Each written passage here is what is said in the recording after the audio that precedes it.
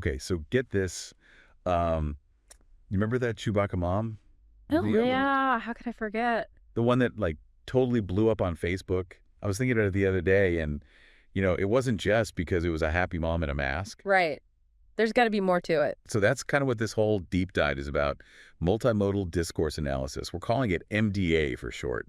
Key. So you were awesome enough to send over a bunch of articles about it. Of course. From the that Discourse Analyzer AI toolkit. Yeah, exactly. So Yeah. we're going to try to make sense of it all, like what MDA is, how people are using it, and why our listeners should even care. Well, MDA can actually help explain how something like that Chewbacca mom video becomes this like cultural phenomenon, Really? Yeah. It's not just the words, right? It's the visuals, the sound, how it spreads on social media. It's a whole thing. Hold on. So you're telling me there's a whole science behind why we all couldn't stop watching her laugh? 100%. MDA helps us understand how like video, sound, text all work together. Hmm. It's how they create meaning. Like think about that video or laugh, the close-ups on the mask, those roars. Oh, yeah. Powerful combo, right? Hits you right in the feels. Okay, so it's not JST the content, it's the whole package. Right. But MDA, that sounds kind of academic. I mean, it is a field of study, yeah. Is this something I run into every day, though? You'd be surprised. You engage in MDA all the time. Wait, really? Seriously, every movie you watch, scrolling Instagram, even chatting with a friend, you're taking in cues, sounds, gestures. You're already doing it. So when my friend's giving me that sarcastic eye roll? Bingo! That's MDA in action. You're interpreting those multiple modes of communication. No way. MDA just gives you the tools to analyze it all, be more critical, and once you start, you realize communication is way more complex than we think. All right, I'm starting to see why this could be useful. So let me get this straight. MDA is about analyzing all the ways we communicate, not just what we say. Nailed it. It's about recognizing meaning is made through a bunch of modes. Text, images, sounds, gestures, even like the arrangement of things. Oh, okay. So that's like what? Yeah. The stuff on a supermarket shelf or like the font on a website? You got it. And the interesting bit is how those different modes work together, reinforce each other. Okay, yeah. Now it's making more sense. But then in that applications article, there was this part about people analyzing emojis. Yeah, emoji analysis. I mean, come on, that's a thing. Might seem silly, but it's a huge new area. Those little pictures carry a lot of weight in our texts on social media. I guess I never thought about it like that. Think about it. They soften criticism, express emotions that are hard to put into words. They can even be like little social cues. Whoa. So like adding that laughing emoji after a harsh text is actually strategic. Exactly. Researchers are finding that people use emojis so differently based on their culture, their background. It gives us a peek into how people communicate online. That is fascinating. And what about the website design thing? That was in there too, right? I always thought that was just about making things look good. Oh, it's way more than that. Website design is like prime MDA territory. The colors they use, the layout, the images, all that blank space, it's all carefully chosen to, get your attention, influence your experience. Yeah, you're right. Some websites, I can use them no problem, but others are like frustrating. Never thought about it like that they're like messing with my head on purpose. It's about making the experience match what the website's trying to do. MDA helps us understand how they pull that off. All right, you officially blew my mind. And then there was also something about MDA and education. Oh, yeah. Tons of research there. I'm actually really curious about that one. Think of your favorite teacher, right? I bet it wasn't just what they said, but how they said it. That's true. Their gestures, tone of voice, how they used visuals. It all matters. And MDA lets you break down what's happening there. So like if a teacher uses a lot of hand gestures, like gets really into it, Yeah. they might be more engaging for students. Could be. Or if their visuals are super clear, that helps students learn better. Makes sense. Researchers are even looking at how technology, things like smart boards, changes how teachers and students communicate. Wow, this is making me rethink my own time in school. Are there other areas where MDA is being used that are like this cool? Oh, tons. But we should probably talk about one of the big ones, media and advertising. Ooh, okay, let's do that. But before we go there, I gotta admit, reading that article about the challenges of MDA, Uh-oh, what's up? it made me wonder, is this even a real science?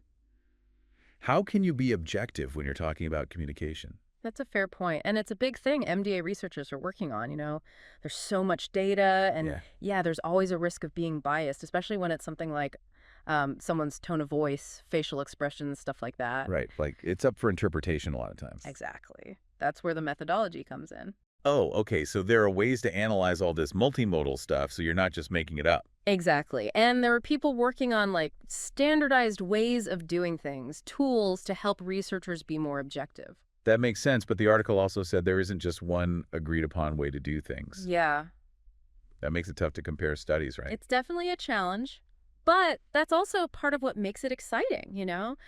It's always changing, new theories, new methods. Researchers are getting better all the time, and I think as it, becomes more established, we'll see more agreement on certain things. So it's like we're all figuring this out together.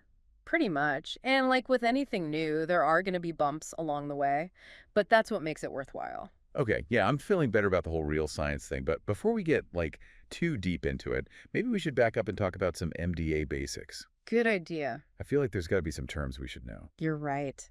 Ready for a little MDA vocab lesson? Hit me with it. I'm ready to be an MDA expert. Perfect. Let's start with mode, like we were talking about before. Think of it like the different instruments in an orchestra. Each mode, whether it's text or visuals or sound or even just the way things are arranged, it all plays its own part in communication. Okay, I think I get that. So, in a movie, you've got the dialogue, the visuals, like camera angles and lighting, the soundtrack, and even how the actors are standing. Yep, They're all working together to tell the story. you're a natural. You've got mode down. But what makes it even cooler is that each mode has its own set of tools. We call them semiotic resources to get the meaning across. Semiotic resources. Okay, now you're just showing off. Yeah. What are those? Think of it like the colors a painter uses or their brushstrokes. Okay. In MDA, those semiotic resources are the things within each mode that carry meaning. So like for visuals, there's color, shape, how things are arranged, perspective. For sound, there's pitch, rhythm, timbre, volume. Hold on, my brain's trying to keep up. So you're saying every little choice, like the color of a button on a website or what font they use in an email, all of that contributes to the message. Exactly. That's the fun part of MBA. You get to like unpack those choices and see how they work. Okay, this is blowing my mind. It's like I suddenly realized there's this whole secret language going on everywhere. That's a great way to put it. And there's one more big concept in MDO. It's key to understanding how meaning works. Ready for it? Lay it on me. It's called transduction. Transduction. Okay, that sounds a little intimidating. I'll break it down. Imagine you're reading some super complicated scientific article. Oh yeah, been there. You're struggling to understand it all, and then bam! You see an infographic that shows the same info, but with visuals, simple language, and suddenly it clicks. Oh yeah, like I get it now. That's transduction in action. So it's like translating the meaning from one mode to another. You got it. Taking something from, say, text and putting it into visuals. Or the other way around. We see it all the time, turning books into movies, presentations that make data interesting. That's incredible. Like we just do this naturally. Shift meaning around without even realizing it. Exactly. It's part of what makes communication so powerful. It lets us take complicated ideas and make them easier to understand, more engaging. Okay, you have officially sold me on MBA. It's like I got a superpower, now I can see all the messages behind, like regular stuff. And we're just getting started. There's layers to this, all sorts of theories and frameworks that help you understand communication even better. Well, we got to talk about those later. We definitely will. But before we move on, are there any like big MDA theories or frameworks, the kind of things that'll make me sound smart at parties? Oh, absolutely. Maybe we should start with a few of the foundational ones. All right, so you want to sound smart. Let's get into some theory. One of the big names in MDA is Gunther Kress. He and Theo van Leeuwen, they came up with this theory called social semiotics. Social semiotics. Okay, I'm already impressed. What's that all about? So basically, it's about how the meaning we get from communication from all those different modes is shaped by, like, the social context. The same image could mean something totally different depending on who's looking at it, their culture, or even when in history they saw it. So like a peace sign in the 60s might not mean the same thing today. Exactly. Oh. Especially if it's with other images or symbols. Social semiotics shows us that meaning isn't fixed, it changes as our world changes. Wow, that is pretty deep. It's like reading between the lines, but on a whole other level. What other theories should I know about? There's multimodal interaction analysis by Rodney H. Jones. That one's really useful for everyday stuff. It looks at like the little details of face-to-face communication. Oh, okay, so we're talking about body language, Yeah. facial expressions, all that subtle stuff we were talking about before. Yep. Multimodal interaction analysis helps us break down those tiny cues and see how they add to the meaning of the whole conversation. It's like having a magnifying glass for how people act. This makes me want to rewatch all my favorite movies and analyze every little thing. Speaking of movies, you mentioned that media and advertising are where MDA is really powerful. Tell me more about that. Think about the last movie trailer that gave you goosebumps, or that ad that made you crave a specific food. Those reactions, they're not by accident. Media people, advertisers, they're pros at using MDA to get you to feel a certain way, to influence what you do. So, like, the way they edit a scene, the music, the colors, they're all working together to mess with our emotions. It's not necessarily messing with them, it's about understanding how those modes work together to create the effect they want. MDA helps us break those techniques down, see how they're being used. Okay, but if we're always getting hit with these persuasive messages, does that mean we're all just like puppets? Not really. That's where the cool part of MDA comes in. Once you know the techniques, you can analyze them and make better choices about how you interact with, well, everything. So instead of just taking it all in, we could be more, like media literate? Exactly. That's one of the best things about MDA. It's not just understanding communication, it's about making people better thinkers, more active in the media world. I like that. Yeah. But are there real world examples of how MDA is being used for this stuff? Tons. Researchers are looking at how, say, political campaigns use social media to target people with specific messages. They analyze the images, the language, even when they post things to see how they're using MDA to sway public opinion. Okay, that's kind of creepy, but also really interesting. It's like there's this whole secret war happening online. Kind of, yeah. But the more we know about how that's happening, the better we can handle all the information out there. That makes sense. Okay, I'm feeling more empowered already. Before we move on to other MDA stuff, can we go back to something you mentioned earlier? Linguistic landscape analysis. What's that all about? Think about walking down a busy street, right? All the shop signs, the billboards, even the graffiti, it all makes up what we call the linguistic landscape. And there's a whole area of study looking at the messages in those public spaces. So we're talking about more than just the words, right? It's where they put the sign, how it's designed, even how it fits in with everything around it. Exactly. Linguistic landscape analysis is about how those visual cues affect how we understand a place, its culture, history, even power dynamics.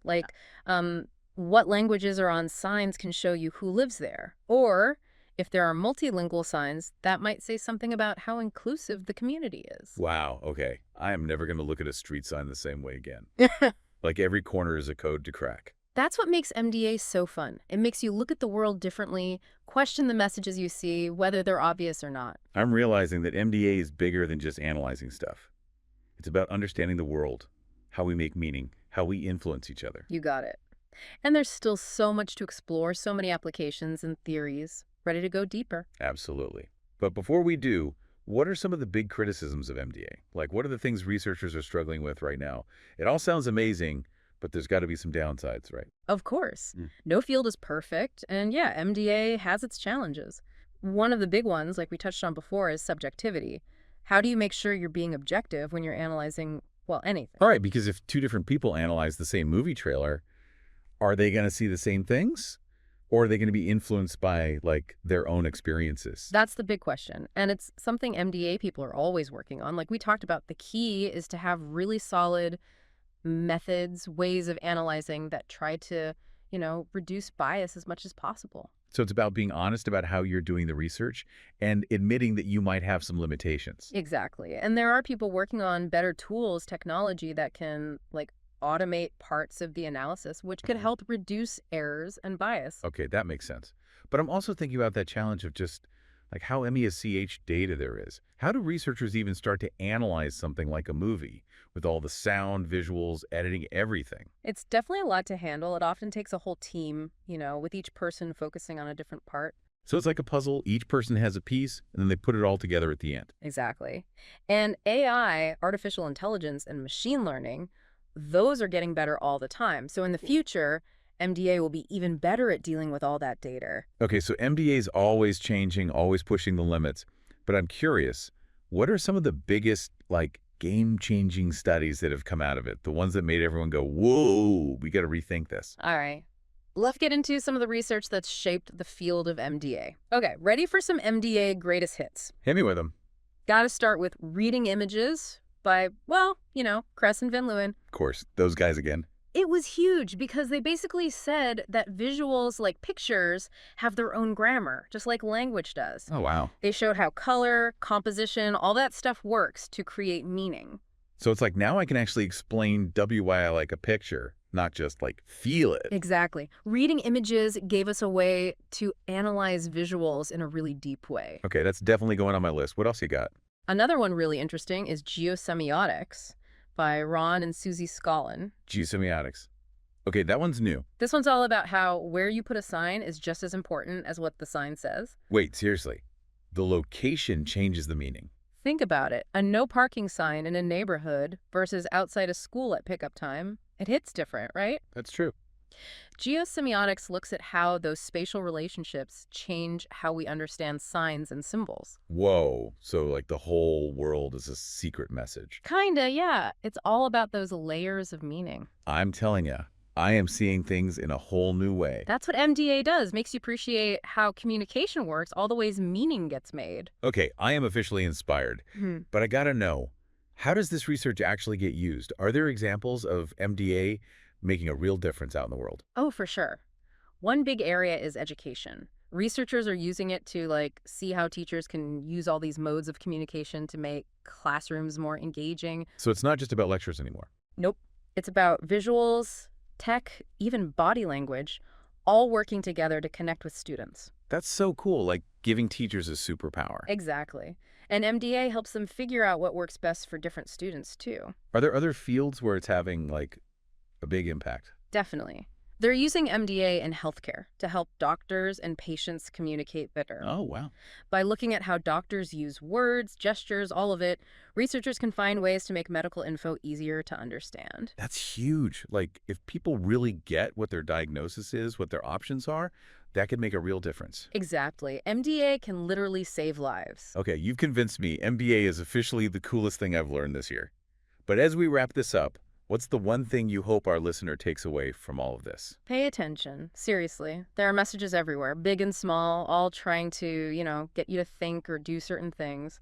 But if you understand MDA, you can be smarter about how you deal with that information. So it's not just about like sitting back and letting it wash over you. It's about actively, I don't know, engaging with it. Exactly. And it is realizing that communication goes both ways. Every choice we make, from writing an email to designing a website, even just chatting with someone, it all has an effect. Man, this has been amazing. Like, I feel like I see the world differently now. That's awesome. And it's just the beginning. There's so much more to MDA. So to our listener, keep learning, keep asking questions, and keep paying attention. The more you know about MBA, the more you'll appreciate how amazing communication really is. And who knows, maybe you'll be the one making the next big discovery. The future of MDA is wide open, and we're all part of it. Thanks for joining us on this deep dive.